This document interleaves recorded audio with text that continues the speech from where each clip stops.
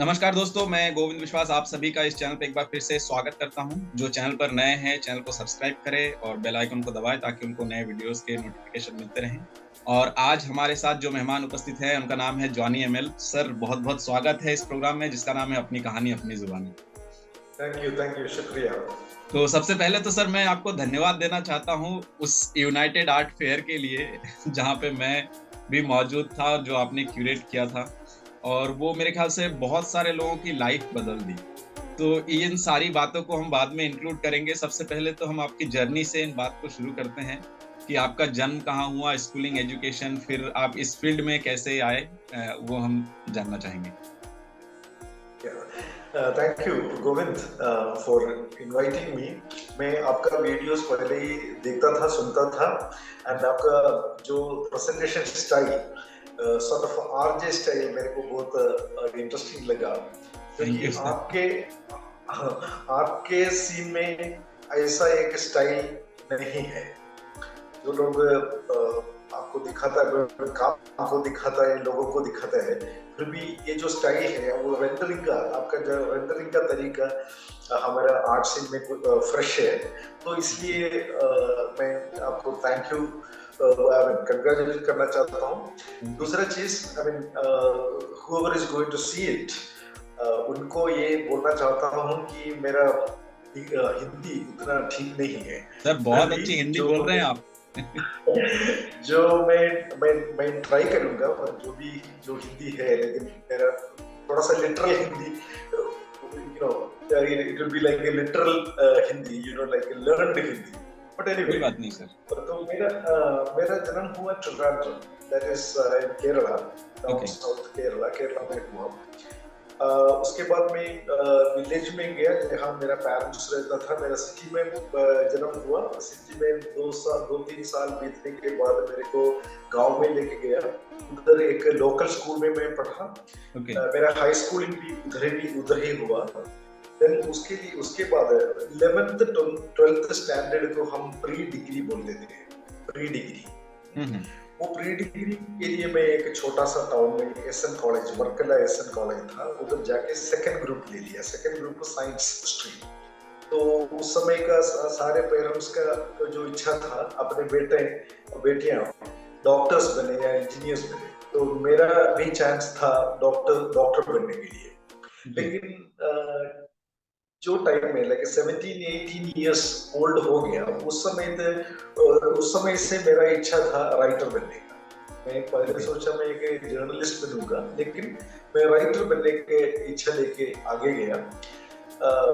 तो मैं entrance exam, वो जो मेडिकल कॉलेज में एडमिशन मिलने के लिए एक टेस्ट होता है, क्या एमबीबीएस एंट्रेंस टेस्ट होते हैं, मैं वो लिखा नहीं। तो बहुत सारे गांव के लोग मेरे को स्कोल्ड किया, क्यों तुम इतने अच्छे पढ़ते हैं लेकिन तुम डॉक्टर बनना नहीं चाहता। तो मैं बोला नहीं बनना चाहता, लेकिन इंग्लिश लैंग्वेज एंड लिटरेचर पढ़ने का इच्छा है मेरे पास। तो मैं गया सिटी में, यूनिवर्सिटी कॉलेज में मैं बीए किया इंग्लिश लिटरेचर में। उसके बाद उधर भी एमए भी किया इंग्लिश लैंग्वेज एंड लिटरेचर में। तो उसके बाद 1 साल मैं जूनियर कॉलेजेस में एक लेक्चरर के रूप में था। इन द मीनवाइल मेरा कॉलेज के पास ही था ट्रिवेंड्रम फाइन आर्ट्स कॉलेज। तो ट्रिवेंड्रम फाइन आर्ट्स कॉलेज में मैं रेगुलरली जाता था। मेरा दोस्त लोग बहुत लोग उधर पढ़ते थे, तो मैं जाता था। और मेरा कॉलेज के स्टूडेंट से ज्यादा मैं फाइन आर्ट्स कॉलेज के स्टूडेंट के रूप में आइडेंटिफाई किया। तो उधर का लाइब्रेरी यूज किया, स्टूडेंट्स जो पेंट करने देखा, उधर के टीचर्स पेंट करने के देखा, तो मेरा पूरा इंटरेस्ट आर्ट हिस्ट्री में चला गया। तो इसलिए मैं बड़ौदा में गया। उसके बाद मैं आर्ट हिस्ट्री पढ़ा। देन दिल्ली आया, आर्ट क्रिटिक और आर्ट हिस्टोरियन बना। देन क्यूरेटर के रूप में काम करता था। उसी टाइम में मेरे को Goldsmiths college, university of London में पढ़ने के लिए एक स्कॉलरशिप मिला, Charles Wallace trust India scholarship. आप कौन से ईयर में थे सर यहाँ पे बड़ौदा में? मैं एक्चुअली बड़ौदा में था 93 to 95। एक्चुअली मेरा फर्स्ट जो एमए 92 में मैं फिनिश किया। ओके। उसके बाद ये 1 साल मैं उधर पढ़ाता था, केरला जी। में पढ़ाता था। उसके बाद मैं बड़ौदा में आया। तो ओके। जैसे मैं बड़ौदा में आया, एक ऑलमोस्ट सीनियर सीनियर स्टूडेंट जैसा था, बड़ा बड़ा दाढ़ी था, उस समय तो फोटो लेके थे। तो that was my kind of journey. Okay, तो उस समय सर कौन थे? टीचर्स कौन थे आपके समय पे यहाँ पे? टीचर्स क्या, जो डॉक्टर रतन बरगू, वो ओके। था हमारा हेड। हाँ, देन हाँ, हाँ। Doctor Shivji, doctor Deepak Karnal, doctor Jayaram Patuwal. Jayaram okay. Patuwal actually did not teach me directly, लेकिन वो हमारा दोस्त भी था, ओके। टीचर भी था। लेकिन शायद दोस्त टीचर से ज्यादा वो दोस्त है। दोस्त। दोस्त ही अभी हाँ। भी दोस्त रह रहा है। Okay. He remains a friend, good okay. friend.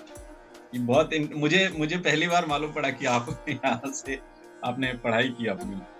तो हाँ ये हाँ बहुत सारे हाँ। लोगों को मालूम नहीं होगा, इसीलिए मैं ये जर्नी है ना, हर किसी का भी जर्नी, चाहे वो गैलरिस्ट हो, आर्टिस्ट हो, क्यूरेटर्स हो, उनका जर्नी दूसरे को मोटिवेट करता है और बहुत सारी चीजें जानने को मिलती हैं। तो एक काम जी करते हैं सर, आपके प्रेजेंटेशन के साथ बातचीत को आगे बढ़ाते हैं। अच्छा, जरूर जरूर।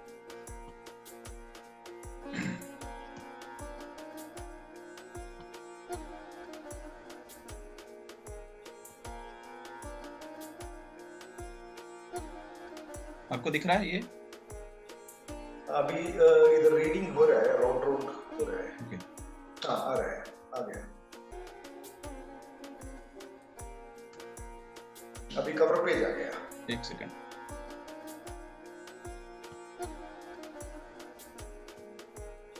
ये एडिटिंग हो जाएगा ना?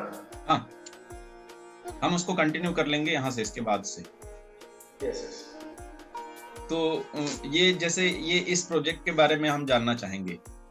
हाँ हाँ हाँ, ये एक्चुअली ये बहुत इंटरेस्टिंग प्रोजेक्ट था। ये 2008 में शुरू किया, जी। 2009 में खत्म हो गया। 2008 जुलाई में शुरू किया और 2009 अगस्त में खत्म किया। इसका नाम था video Wednesdays at gallery Espace. Okay. Video Wednesdays at gallery Espace. इसके पीछे एक छोटा सा कहानी है। उस समय वीडियो आर्टिस्ट को सब लोग इंटेलेक्चुअल आर्टिस्ट मानता था। अगर तुम पेंटिंग कर रहा है तुमको इंटेलेक्चुअल नहीं मानता, लेकिन तुम पेंटिंग के साथ साथ वीडियो भी किया तो तुमको इंटेलेक्चुअल मानता था। तो मैंने सोचा एक्चुअली ये कुछ किसी एक्सक्लूसिव आर्टिस्ट का प्रॉपर्टी नहीं है, वीडियो तो सबके पास है।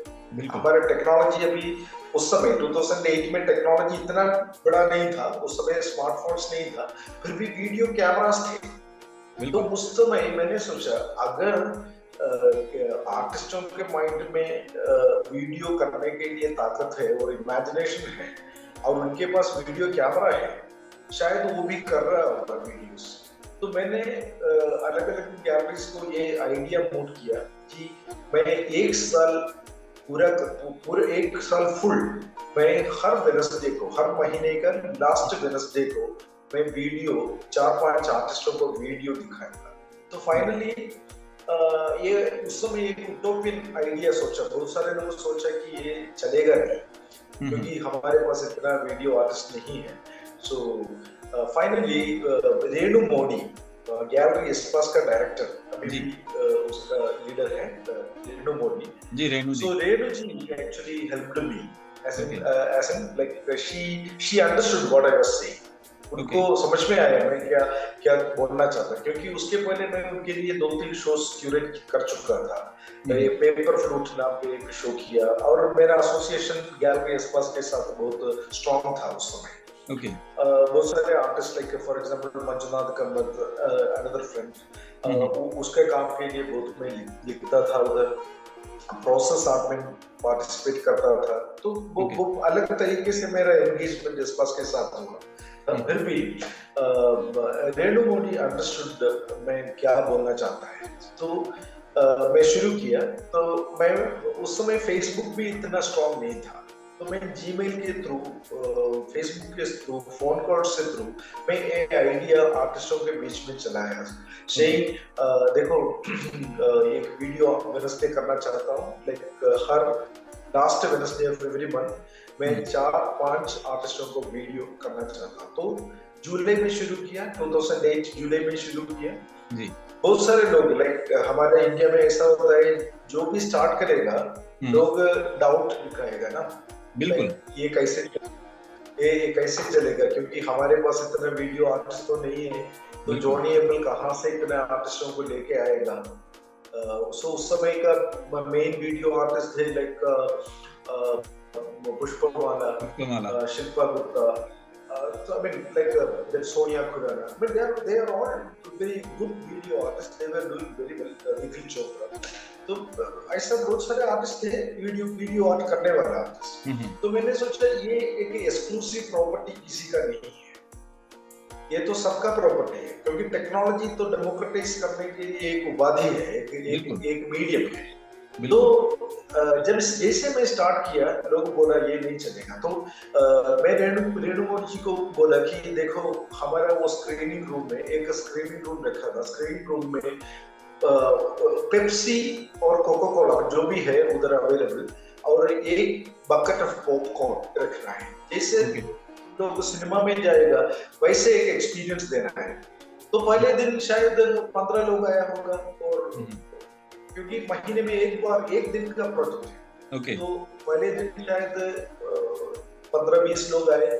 नेक्स्ट मंथ जैसे मैं प्रेजेंट किया सेकंड वीडियो वेडनेसडे एडिशन 2, उस समय और थोड़ा लोग आया, और थर्ड फोर्थ में ये ऑल ओवर इंडिया ये बहुत सेंसेशन मिल गया। वाओ।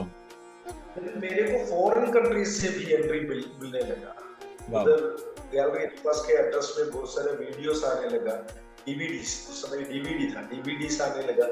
तो लेकिन मैंने सोचा कि मैं फॉरेन आर्टिस्ट को नहीं दिखाएंगे, क्योंकि ये एक्सक्लूसिवली इंडियन आपका प्रोजेक्ट है, इंडियन आर्टिस्ट।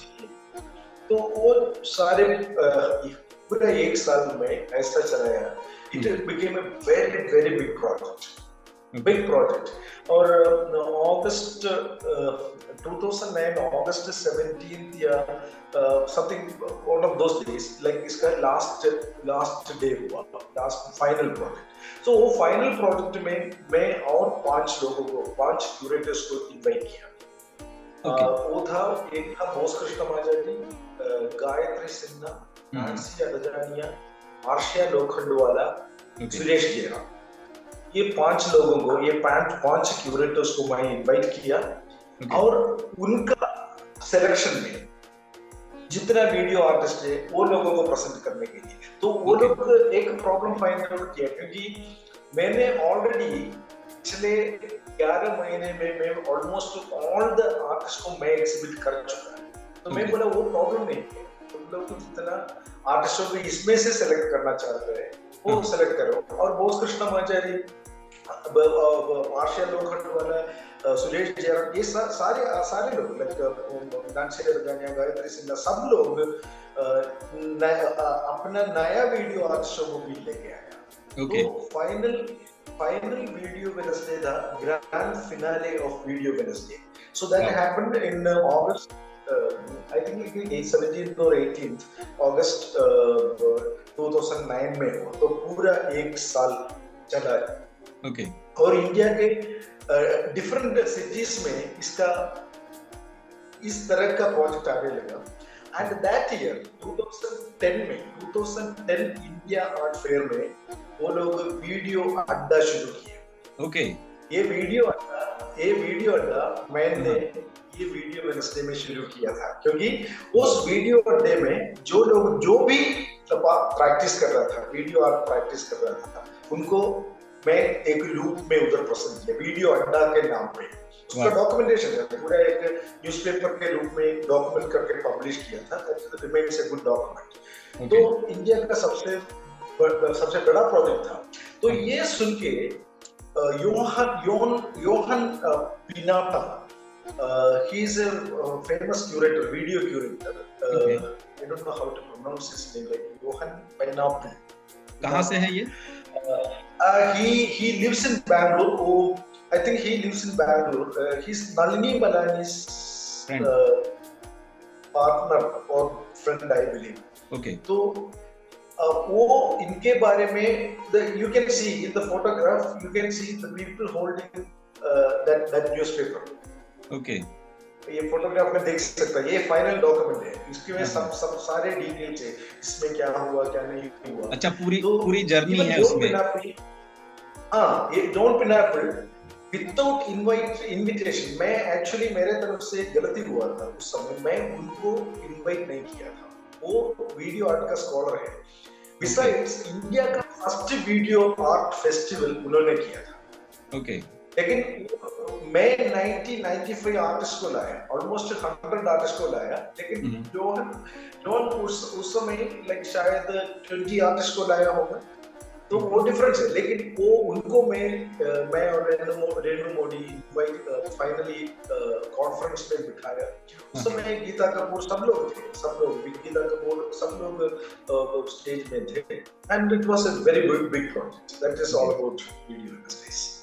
एंड एक सेकंड स्टोरी है इसके साथ साथ। नेक्स्ट ईयर 2010 में वीडियो वेडनेसडे पार्ट 2 शुरू करने के लिए प्लान किया। ओके तो मैं उस दिन लास्ट डे में मैं डिक्लेयर किया था, next time I am not going to do it. ये video Wednesday at gallery Espace is an open concept. अभी जो भी क्यूरेटर ये करना चाहता है वो उसको कंटिन्यू कर सकता है। Okay. तो Gayatri Sinha came into picture. Second part in the sense second edition Video Wednesdays 2010 Gayatri Sinha ने शुरू किया, लेकिन शायद 2 महीने के अंदर वो वाइड अप हो गया। Okay. क्योंकि हर प्रोजेक्ट के पीछे जो क्यूरेटोरियल डायनामिक्स होता है बिल्कुल वो इमिटेट नहीं कर पाए। Okay. फॉर एग्जाम्पल अगर मैं एक बिनाले शुरू करने के लिए जाएगा तो वो ठीक नहीं होगा, क्योंकि जो इंडिया में जो कोच्चि बिनाले हो रहा है उसका पीछे जो डायनामिक्स है वो मैं इमिटेट नहीं कर पाएगा। I can do something which is like me, like my way of doing it. बिल्कुल, तो वो कर सकता है। So that is about the video discussion. Okay, this is one of the I think like a Hindu newspaper used to give regular report on this. इसमें आपको मिल सकता है मैं और Ranveer Singh कलेका, he's a famous video artist, digital artist, video artist, painter, one of the early pioneers of Indian video art, Ranveer कलेका। मैं उनके साथ बात कर रहा था एक फोटोग्राफ के साथ न्यूज़पेपर में। बहुत you can see that is a full page. वो लोग उस समय सारे न्यूज़पेपर्स फुल पेज आर्टिकल्स देते थे उसके बारे में। अभी इतना सा छोटा जगह भी नहीं है ये। This is another story. ये है यूनाइटेड आर्ट फेयर। आपको शुरू में ही आपने बताया यूनाइटेड आर्ट फेयर 2012 में शुरू किया था। यू कैन सी ये बैंगलोर में हमारा आर्टिस्ट मीट किया, तो उसमें you can see art commercial art collector Frank Bartholomew from France and Anurag Sharma, he is the funder and initiator of United art fair. मैं था क्यूरेटोरियल डायरेक्टर। तो यूनाइटेड आर्ट फेयर का आइडिया ये था, इंडिया आर्ट फेयर उस समय का सबसे ताकत वाला, स्ट्रॉन्गेस्ट इंडिया आर्ट फेयर। तो हमने सोचा India art fair exclusively for some elite type of art. ये तो गैलरी से उनका आर्टिस्ट ही आता रहता है। आजकल वो चेंज हो गया, वो जमाना चेंज हो गया। अभी यंगस्टर्स बहुत सारे यंगस्टर्स वगैरह आ रहे हैं, लेकिन उस समय कुछ एक्सक्लूसिव जोन था। ये आर्ट फेयर मींस लाइक कुछ लोगों को प्रेजेंट करेगा, बाकी आर्टिस्ट लोग उनको देखेगा। तो आर्ट बनाने वाला आर्टिस्ट, आर्ट देखने वाला आर्टिस्ट, 2 टाइप का आर्टिस्ट। बिल्कुल। तो एक्चुअली मेरा curatorial idea United art fair के लिए ऐसा था कि हम जो अच्छा आर्टिस्ट है, जिनको गैलरी प्रेजेंटेशन नहीं मिला है, उनको हम ले लेंगे। United art fair umbrella organisation के तरफ क्या काम करेंगे। तो सारे फेयर जैसे हम भी आई थिंक लाइक उस समय 35,000 रुपीस बूथ पर बूथ हम रखा था। तो ये आइडिया का ये प्रचार करने के लिए हम चारों तरफ ट्रैवल किया और ये आइडिया सबको बताया। पहले first visit was in Baroda, Baroda शायद ये अप्रैल 2012 में बड़ौदा विजिट किया, एक गैदरिंग बुलाया उधर काला खोड़ा में एक होटल था, उधर था हमारा मीटिंग।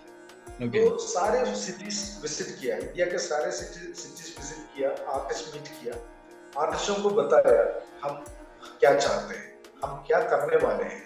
लेकिन ये 35,000 रुपीज उस समय 2012 में स्पेशली आर्ट मार्केट के कोलैप्स के बाद ये थोड़ा पिंचिंग था। कुछ तो लोग हैं मेरे को बोला बाद में, वो लोग अपना जेवर वगैरह ऑन करके लोन लेने के तैयार था वो यूनाइटेड आर्ट फेयर में पार्टिसिपेट करने के लिए। तो उतना इंटरेस्ट था लोगों को पार्टिसिपेट करने के लिए। तो फाइनली कुछ ऑलमोस्ट 500 आर्टिस्ट, सबको आना चाहिए था, लेकिन प्रॉब्लम था उनके पास पैसा नहीं। तो फाइनली मैं और अनुराग शर्मा, ये शायद कलकत्ता में हुआ, ये मीटिंग कलकत्ता में हुआ। सो फाइनली मैं और अनुराग शर्मा एक डिसीजन ले लिया कि ये फ्री करेंगे, first edition will be free for all the artist. जो जैसे फ्री हमारा इंडिया में ऐसा होता है ना, जहाँ लंगर बनाएगा क्यों लग जाएगा। सो वैसे लोग आया, पार्टिसिपेट किया, इट वाज वेरी बिग, वो भी बहुत सारा अटेंशन मिला, क्योंकि even Hindustan Times or Times of India wrote an article saying that fair of two cities, no, art fairs of one city, something like that. एक city में 2 art fair. वो दृश्य मुझे याद है सर, बहुत बड़ा यूज वो था। मैं आज भी मैं उस चीज को याद कर सकता हूँ, और मेरे ख्याल से वहाँ इतने सारे लोगों को उस समय हम वहाँ मिले, और उसका एक अलग अनुभव था। उस तरह का आर्ट फेयर अब के आर्ट फेयर में वो चीजें नहीं दिखती, उस तरह का गैदरिंग। हाँ वही, तो उस समय एक क्या बोलते हैं हम, एक इंटरेस्टिंग माहौल बनाया था। बिल्कुल। तो फाइनली क्या हो गया, आर्टिस्ट लोग इतना लॉयल्टी नहीं दिखाया, क्योंकि हमने बोला कोई भी सेल्स होगा वो आर्ट फेयर का organiser United art fair company की तरफ होगा। लेकिन कुछ तो आर्टिस्ट ऐसा किया कि खुद बेचने लगा फेयर के अंदर, तो कंफ्यूजन हुआ, थोड़ा सा कंफ्यूजन हुआ। कुछ तो ऑर्गेनाइजर को कुछ तो नुकसान हो गया। फिर भी सेकंड एडिशन हुआ, जैसे ही वीडियो वेडनेसडे को सेकंड एडिशन हुआ, वैसे यूनाइटेड आर्ट फेयर को भी सेकंड एडिशन हुआ। उस समय मैं उसमें से पीछे हट गया। उसका रीजन है कुछ तो दिल्ली का कुछ जाने वाले curators, gallerists, like for example Peter Manny, Ram Rahman, Meera Menezes, Alka Pande, I think so, these people came into picture. Okay. तो मेरे को यूनाइटेड आर्ट फेयर कंपनी बोला कि मैं डायरेक्टर कंटिन्यू करूंगा, Johnny Emil will be the director and he remains, but काम तो करेगा ये लोग, डिसीजन तो ये लोग ले लेगा। तो मैं बोला नहीं, मैं रबर स्टैम्प नहीं हूँ, कभी भी नहीं रहा है, आगे से भी नहीं रहूंगा, इसलिए मैं यूनाइटेड आर्ट फेयर से रेसिग्नेशन दिया, मैं रिसाइन कर दिया। और सब लोग जानते हैं मेरे जानने के बाद बिल्कुल वो खत्म हो गया। तो मैं ऐसा नहीं क्लेम करूंगा मैं नहीं था इसलिए वो खत्म हो गया, नहीं, ऐसा नहीं है। इसका इंटरनल डायनामिक्स जो है, मैंने जो बोला, सर मैं बोल सकता हूँ आप यूनाइटेड आर्ट फेयर के बैकबोन थे। मैं अपनी ओर से तो बोल सकता हूँ, दूसरे आर्टिस्ट माने नहीं माने वो बात की बात है, लेकिन मैं अपनी ओर से तो बोल सकता हूँ आप यूनाइटेड आर्ट फेयर के बैकबोन।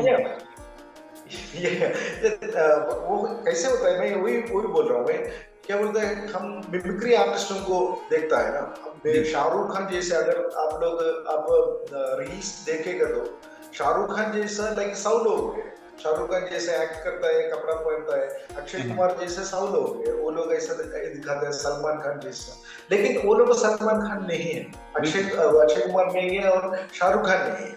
वैसे you can become a curator, you can become a director, you can become an organizer, but the problem is you cannot imitate somebody else's activities. I cannot become X or Y the way they do or something. I cannot imitate that. I can be myself. तुमको आपको जानता होगा कि मैं आर्टिस्टों के बीच में बहुत democratically मेरा आइडिया स्प्रेड आउट किया था. आर्टिस्टों के साथ एक डायरेक्ट कनेक्शन था. जैसे ये फोटोग्राफ में आप दे रहे हैं, मैं यंग भी था, मेरा सफेद बाल था, सॉरी काला बाल था, काला दाढ़ी था, तो मेरा एनर्जी भी अलग लेवल का है था. एक्चुअली अभी मैं अगर ऐसा करने के लिए निकले तो शायद मैं एक टोटली डिफरेंट चीज करूंगा. It's like my energies are now different. Okay या तो अपने पास this is it's big. It's called it's big. This is ये बॉम्बे बेस्ड ग्रुप है potential. Okay. Akhilesh Kumar is the leader. Akhilesh Kumar उधर का उसका लीडर है. 10 आर्टिस्ट का एक ग्रुप है. वो लोग मेरे से like 2017 I believe. So 2017 से वो लोग मेरे एक कौन सा ईयर में हो 2016 18 और 16 मार्च 16. हाँ. तो शायद ये लोग उसके पहले से मेरे टच में था. लेकिन वो लोग मेरे से बात करता था, आइडियाज डिस्कस करते थे. फाइनली वो लोग मेरे को बोला, सर आप हमारे लिए एक शो क्यूरेट करना. तो मैं बोला ओके. फाइनली मैं एग्री किया और बैंगलोर का चित्रकला परिषद हम पूरा हायर किया और सबसे बड़ा सा एक शो हम पसंद किया. ओके. वो प्रेजेंटेशन है. It's big. वो सब स्कल्पचर था. Multimedia what you can say that multimedia works था. Like paintings, installations, videos, photography, assemblages. उसमें परफॉर्मेंस आर्ट नहीं था, बाकी सब था. तो it was a huge impactful show. तो ये पोटेंशियल के बारे में. एंड पोटेंशियल अभी भी बहुत स्ट्रांगली बॉम्बे में काम करता है as a group. Sometimes they change artist. और सबसे लास्ट में शायद संतोष राठौड़ का नाम है. तो एब्स्ट्रैक्ट वर्क्स, संतोष राठौड़ कर्नाटका बेस्ड आर्टिस्ट है. Okay. It was a very good show. In the centre you can see Akhilesh sculpture. Next one. This is a Mallikarjun एक आर्टिस्ट है. ओके. उसका वर्क है.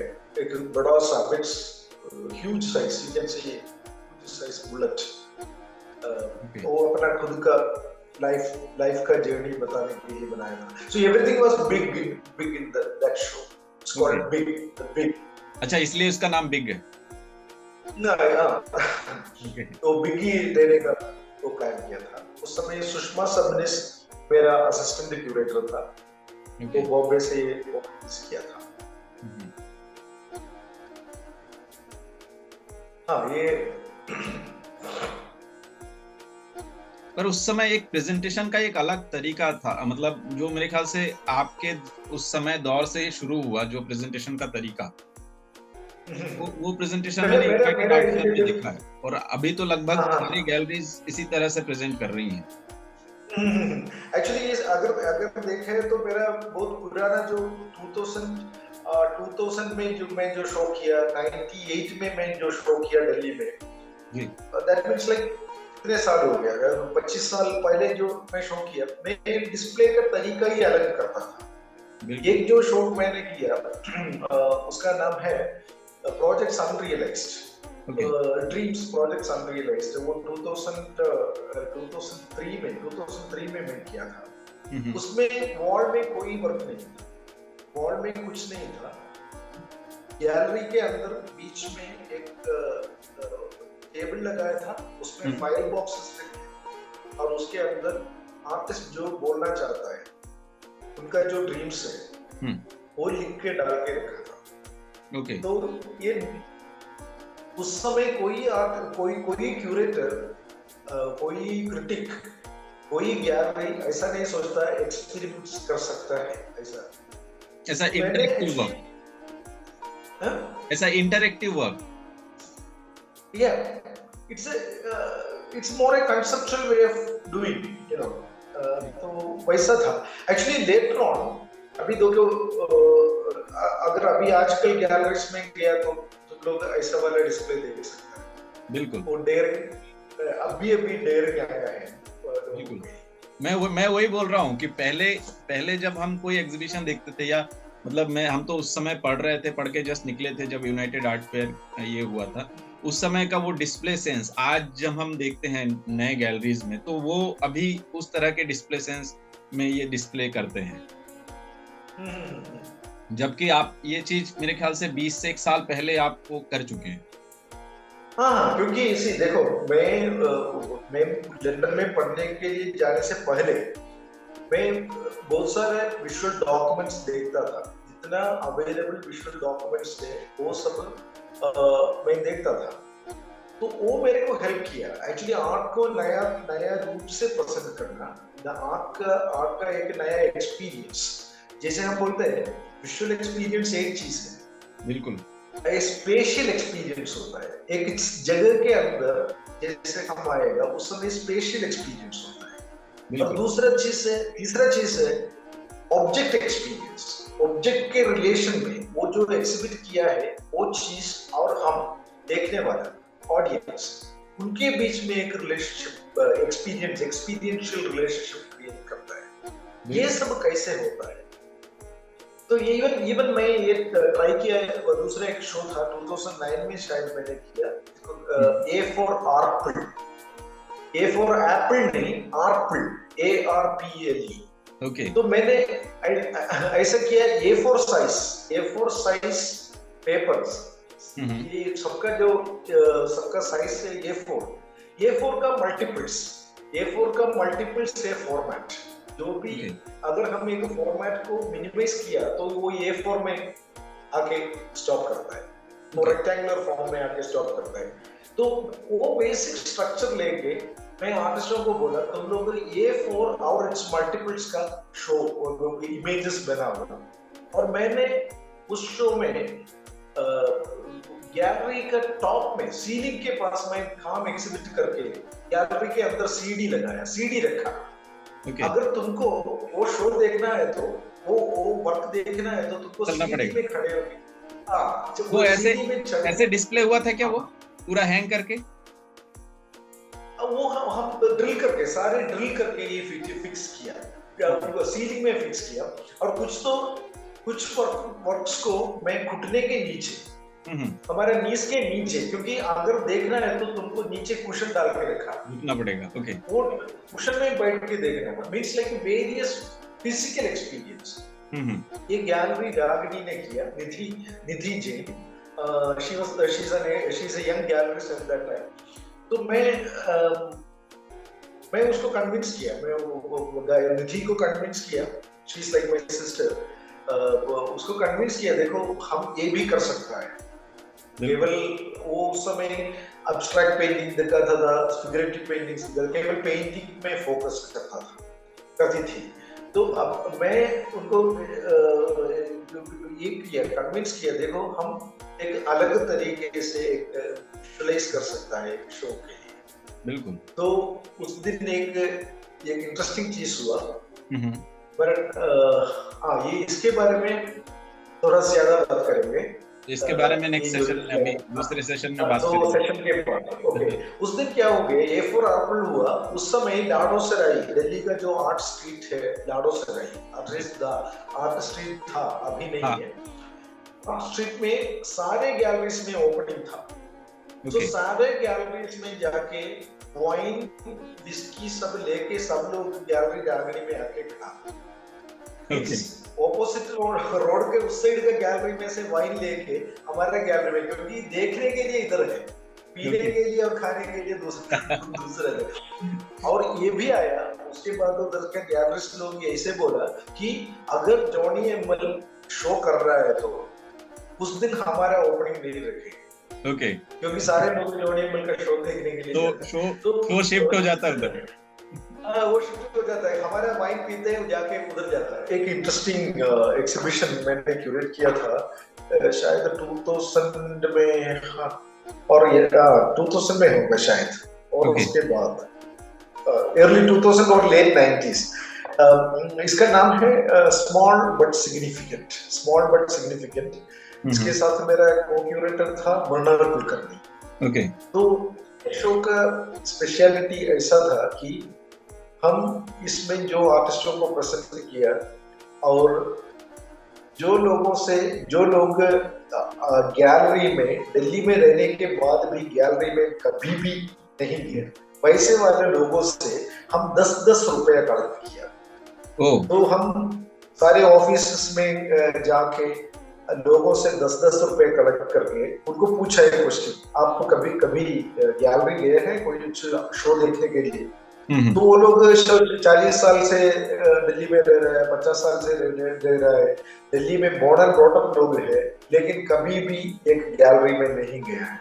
उनसे 10-10 रुपया लिया, और वो पैसे से हम खादी ग्रामोद्योग सेंटर में जाके हैंडमेड पेपर खरीदा। और 5-5 पेपर हम ये आर्टिस्टों को दे दिया, और आर्टिस्ट लोग काम करके फ्रेम करके हमको दे दिया। तो ये छोटा छोटा वर्क है।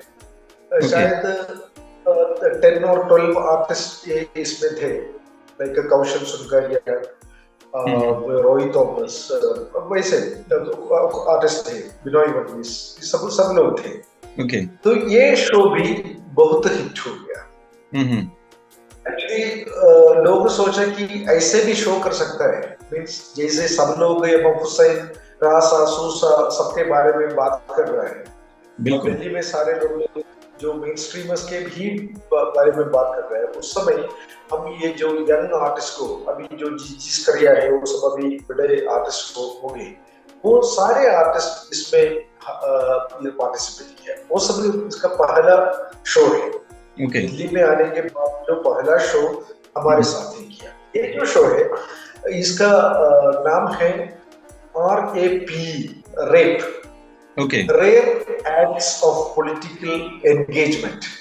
तो ये शो का एक जो पीछे स्टोरी है, बैकग्राउंड स्टोरी है, उस समय निर्भया केस हुआ दिल्ली में, निर्भया केस हुआ।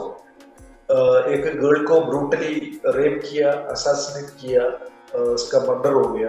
शीला दीक्षित उस समय कांग्रेस का चीफ मिनिस्टर था दिल्ली में। बिल्कुल।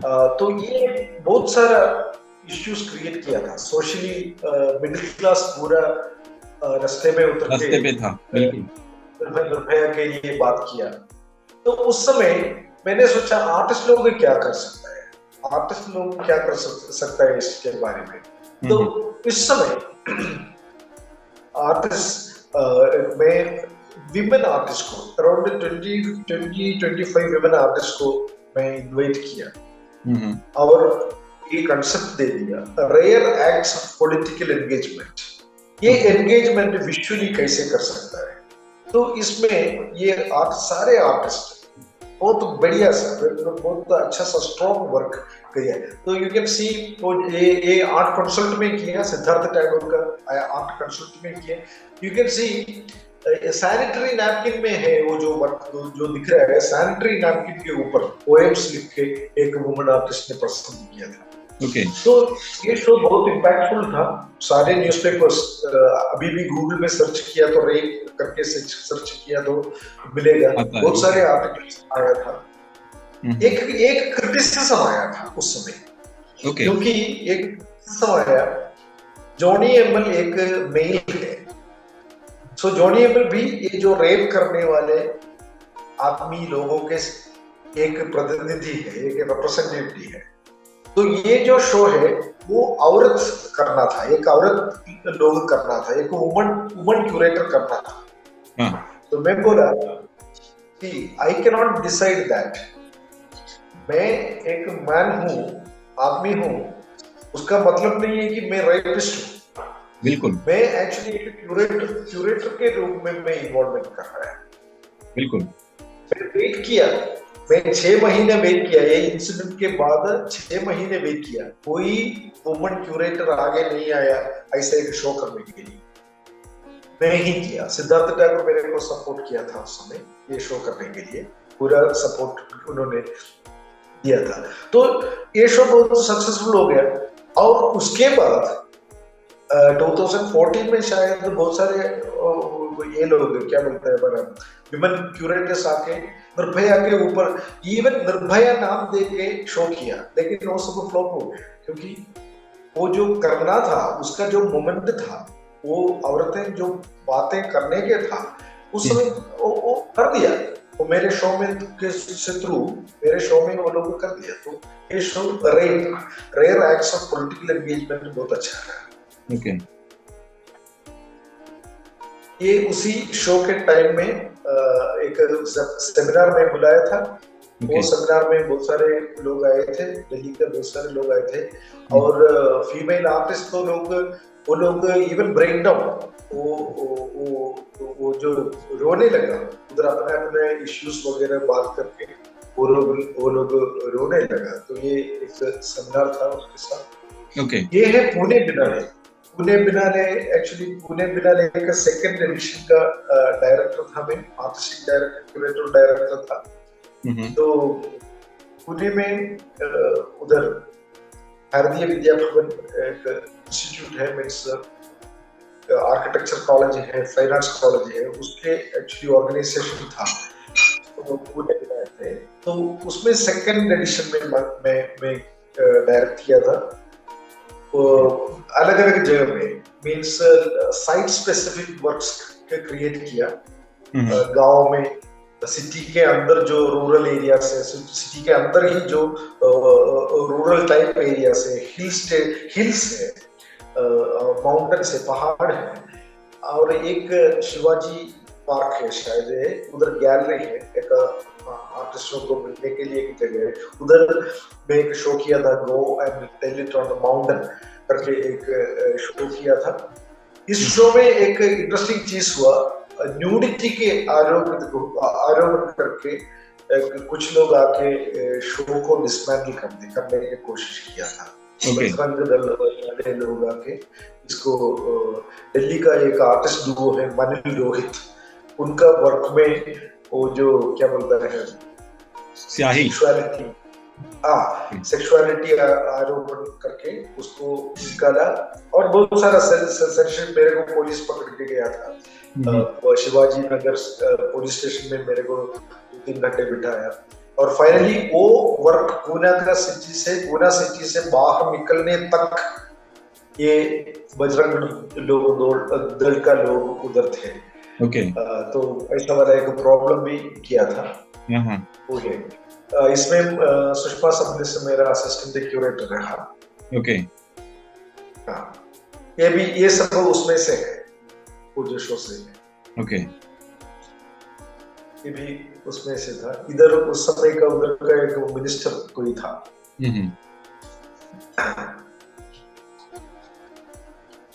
ये भी पुणे बिनाले का ही है ना? हाँ, ये भी पुणे बिनाले का शो है, पुणे बिनाले से। बेसिकली इंट्रोड्यूसिंग, मैं एक एक्चुअली एक वर्क के बारे में सोचता था उस समय। Joseph Beuys, German conceptual artist Joseph Beuys है, जिनका शो, उनका एक वर्क है, एक डेड हेयर को, डेड रैबिट को अपने गोद में रख के वो एक कंसेप्चुअल परफॉर्मेंस किया था, और परफॉर्मेंस का नाम है how to tell stories to a dead rabbit. मरा हुआ रैबिट को कैसे स्टोरीज बताएंगे, ये मेरे को ऐसा फील हो रहा था, क्योंकि जो लोग आपके ऊपर जो अट्रोसिटीज हो रहा है उसको रोकना था, वो लोगों को ही हमको ये आर्ट एक्सप्लेन करना पड़ता है। बिल्कुल। नहीं, ये एक चीजें कई बार होती हैं। अब तो यहाँ बड़ौदा में भी चीजें ऐसी हो गई हैं, माहौल।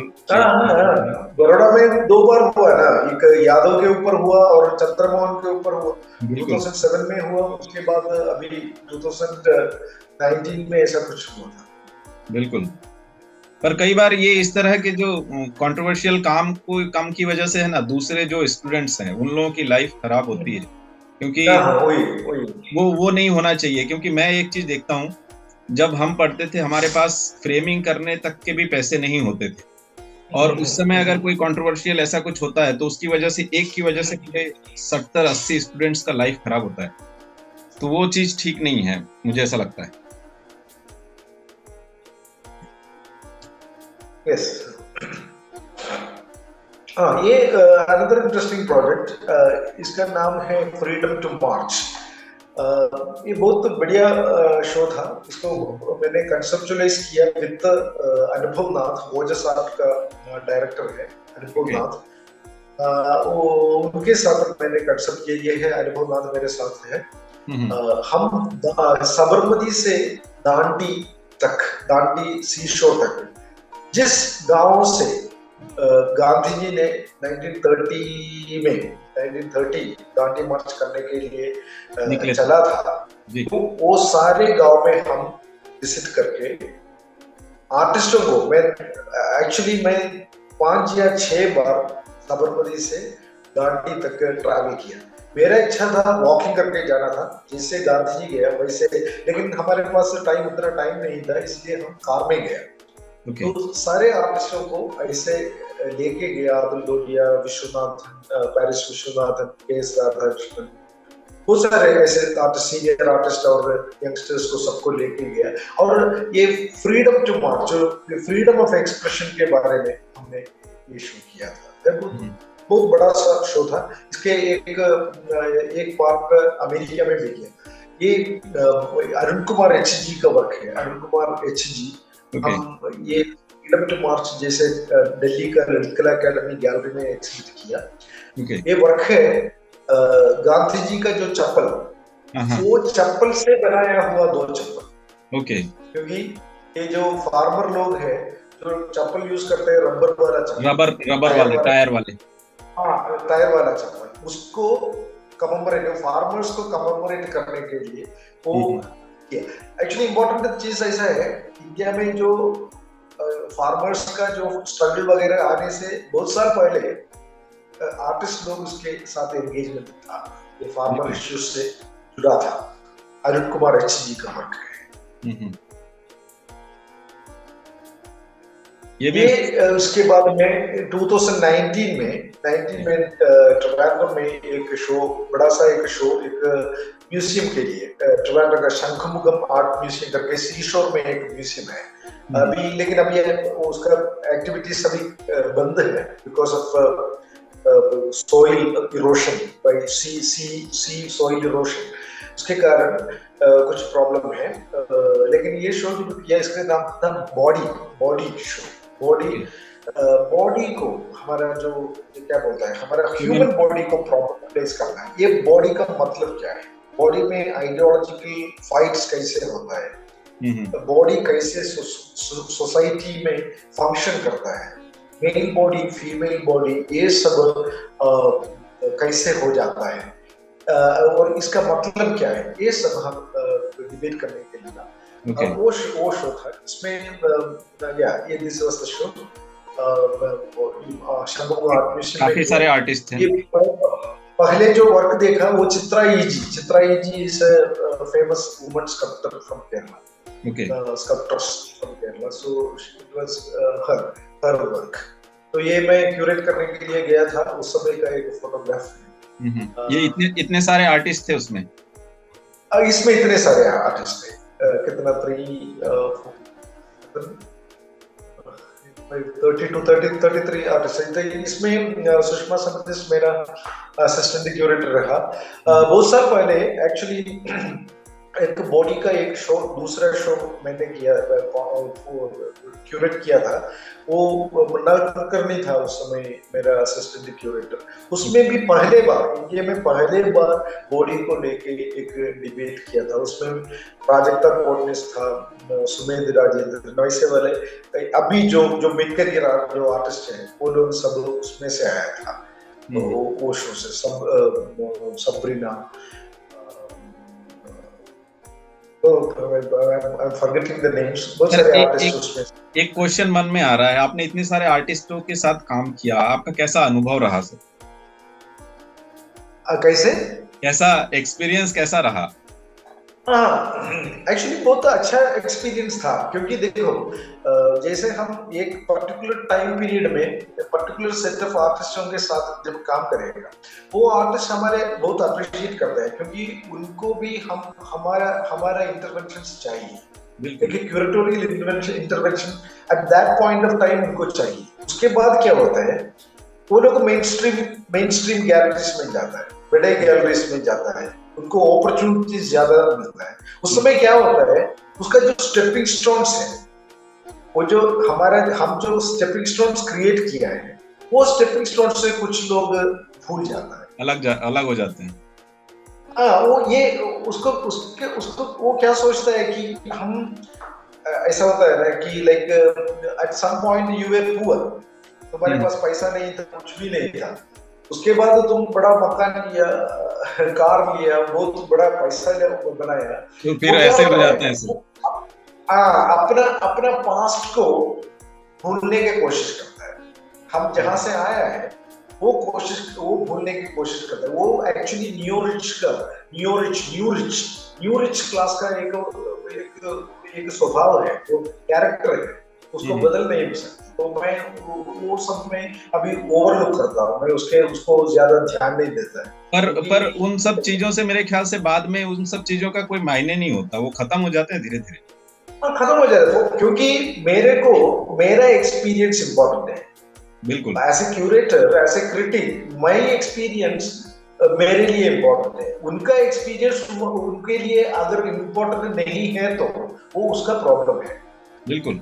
आर्टिस्ट और क्यूरेटर के बीच में जो जो कनेक्शन जो आ रहा है, वो कनेक्शन उनको फील नहीं हो रहा है। वो बिल्कुल। प्रोजेक्ट टू प्रोजेक्ट ऐसे जंप मार के जा रहा है, तो वो आर्टिस्ट का प्रॉब्लम है, मेरा प्रॉब्लम नहीं है। मेरा क्यूरेटोरियल इंटेंसिटी, ये मेरे को जो एक्सपीरियंस देता है वो इम्पोर्टेंट है। पर कई हाँ, बार ये ऐसा होता है ना, मैं पर कई बार ऐसा होता है कि वो एक, फिर बाद में हम ट्रस्ट करने से कतराते हैं, कई बार ऐसा फील आता है कि इस पे वाकई ट्रस्ट हाँ, करें या नहीं करें। एक्चुअली मैं मेरा एक मेरे क्या बोलते हैं, मेरा मेरा एक आइडिया ऐसा है कि मैं जो आर्टिस्ट मेन स्ट्रीम बन गया और उनको मेरे साथ काम करने का इच्छा नहीं है, उनको मैं प्रेशराइज नहीं करता, उनके ऊपर मैं प्रेशर नहीं डालता, उनको काम नहीं पूछता, उनको मैं छोड़ देता है।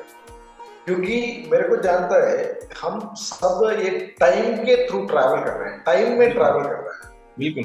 टाइम एक सिंगल लाइन में नहीं चलता है, टाइम में आगे पीछे वेव्स में, इस सर्कल में बहुत बहुत सारे अलग अलग शेप में टाइम ट्रैवल करता है।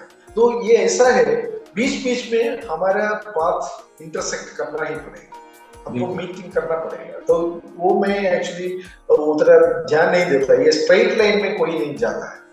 लाइफ तो यू टर्न्स लेता है, अप्स एंड डाउन करता है, तो वो अलग अलग बात है।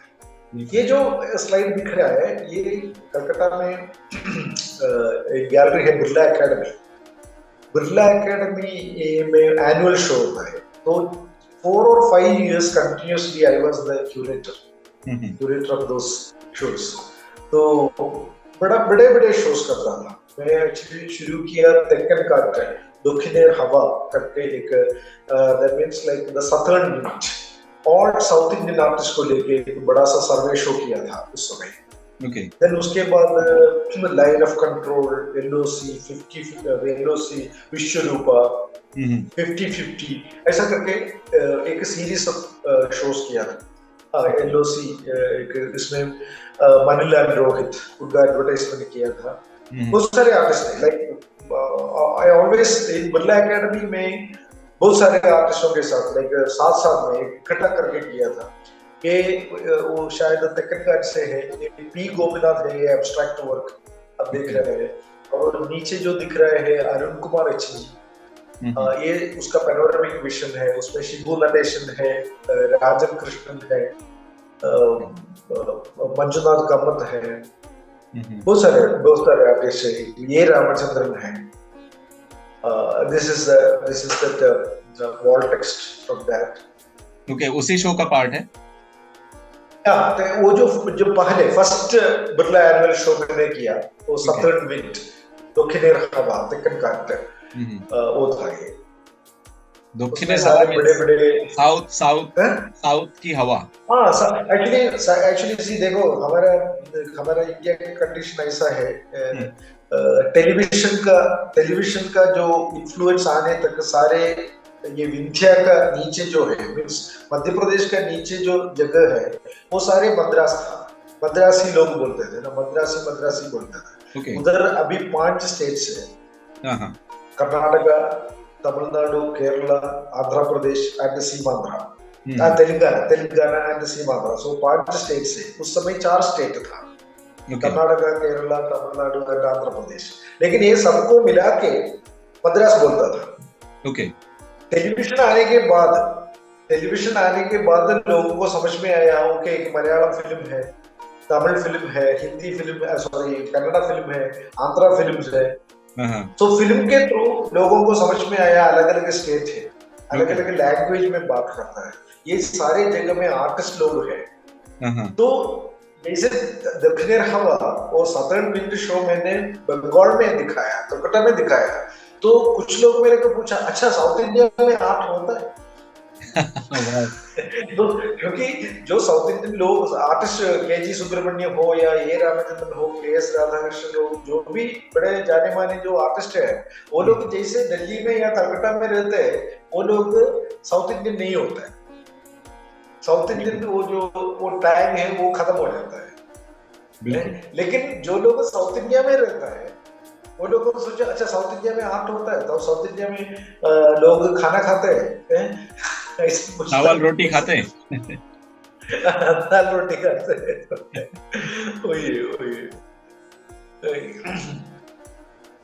ये एलओसी था।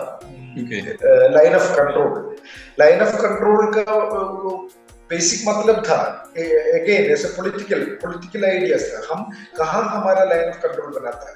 लाइन ऑफ कंट्रोल सोचते ही लोग इंडिया पाकिस्तान के बारे में, पाकिस्तान बॉर्डर पे चाइना के बारे में सोचते हैं। हाँ, लेकिन हम सब हमारे लाइफ में लाइन ऑफ कंट्रोल बनाते रहते हैं।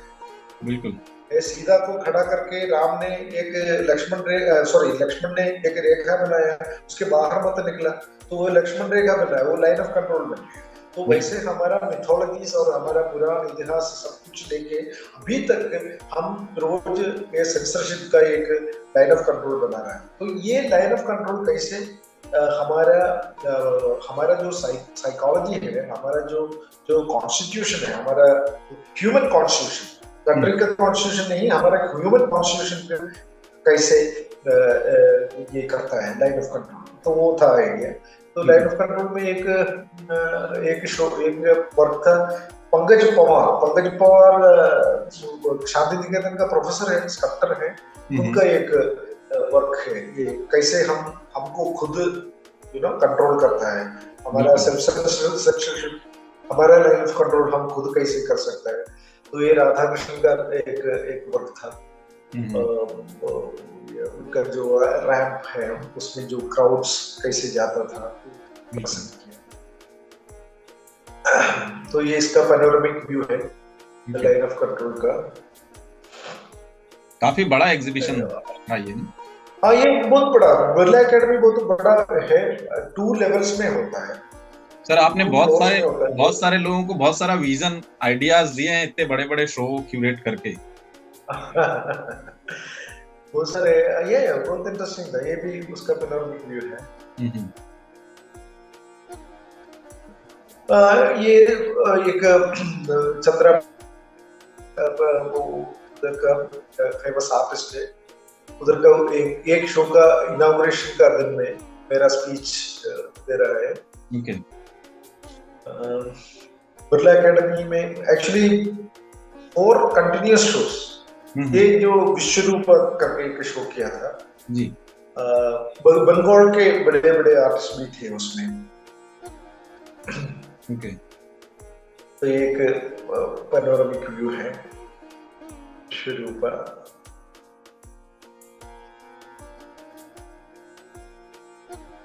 ये सब उसमें ये शो में से है।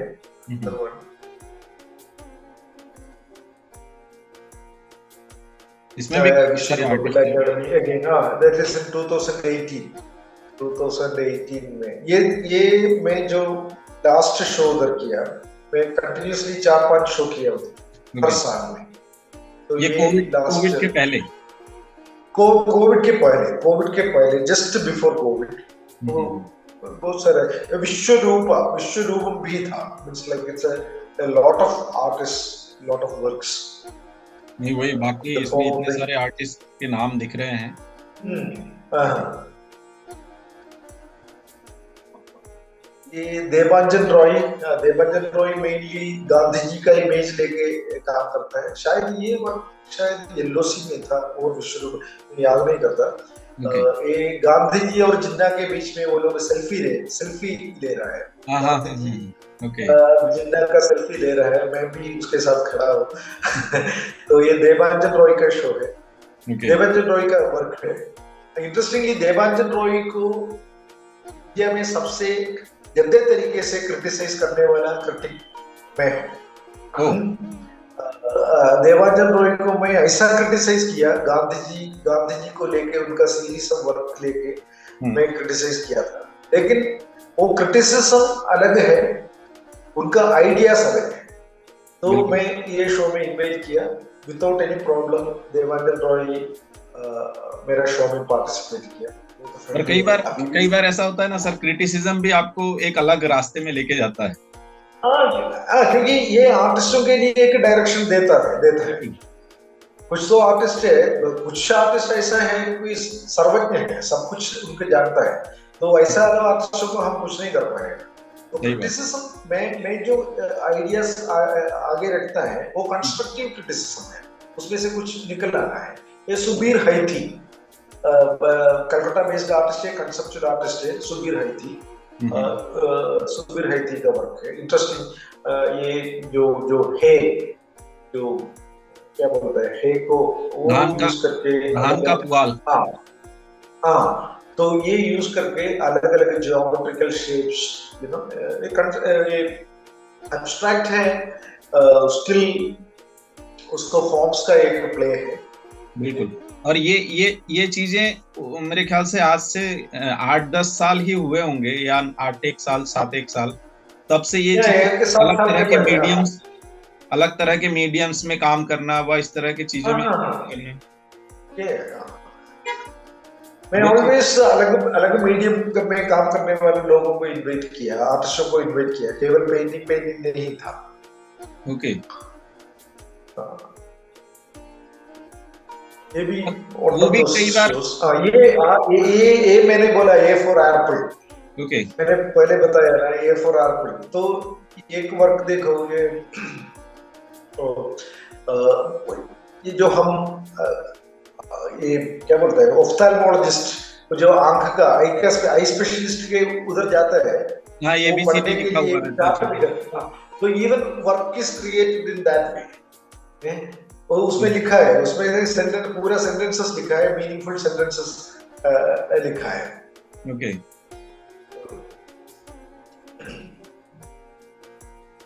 ये भी A4 आर्पल से है। A4 साइज का मल्टीपल्स कैसे बनाते हैं। फिर से 10 मिनट्स का वो टिक टिक शुरू हो गया है। देखो ये सब नीचे, मींस लाइक हमारा घुटने के से नीचे भी रखा है। कुछ वर्क्स वो जो डोर के ऊपर रखा है, तो वो देखने के लिए मैंने सीडी दिया। हाँ, सीडी दे के रखा है, तो अगर किसी को देखना है तो सीडी दे के घूमना है गैलरी के अंदर। हाँ,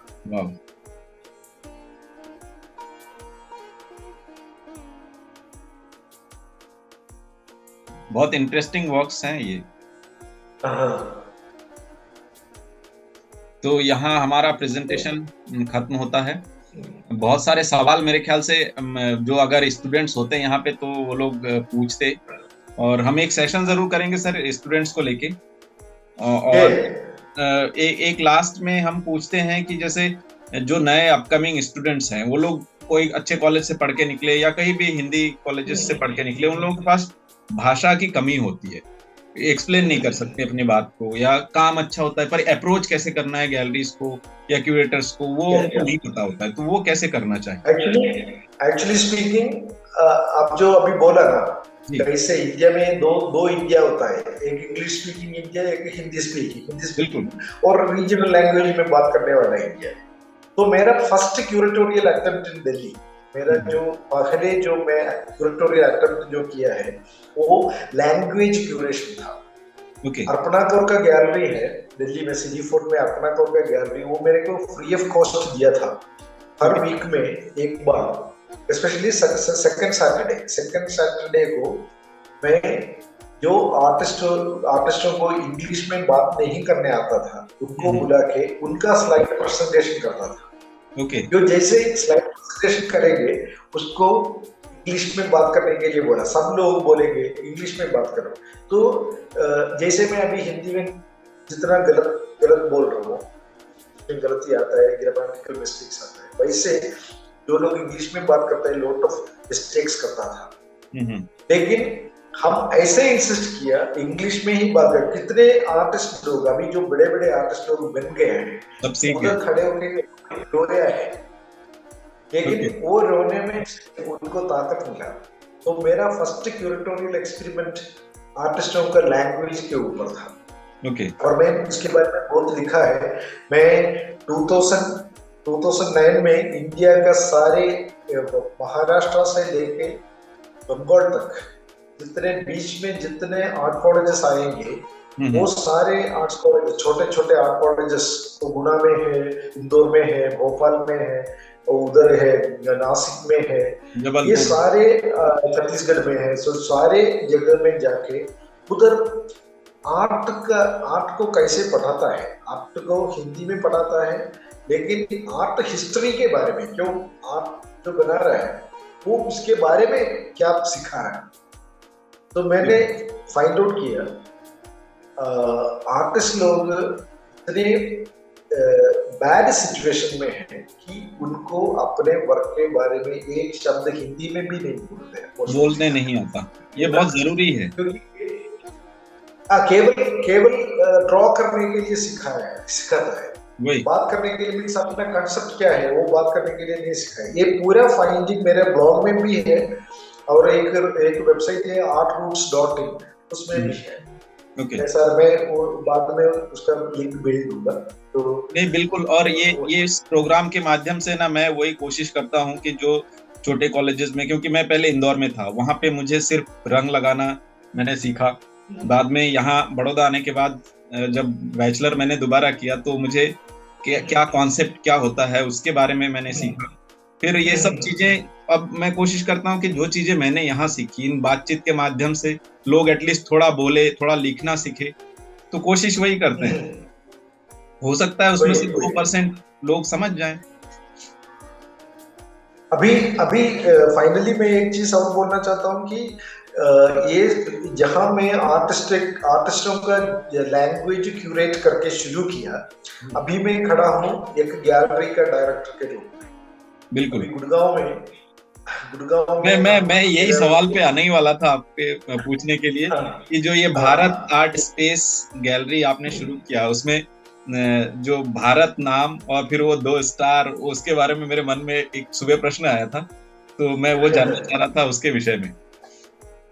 ये Bharat art space gallery, Bharat मेरा दोस्त है, भरत मकवाना बॉम्बे और दिल्ली बेस्ड आर्ट डीलर है। बहुत सालों से 30 इयर्स वो आर्ट डीलिंग में स्पेंड किया है, बहुत सारे आर्टिस्टों, सीनियर आर्टिस्टों के साथ रह चुका है।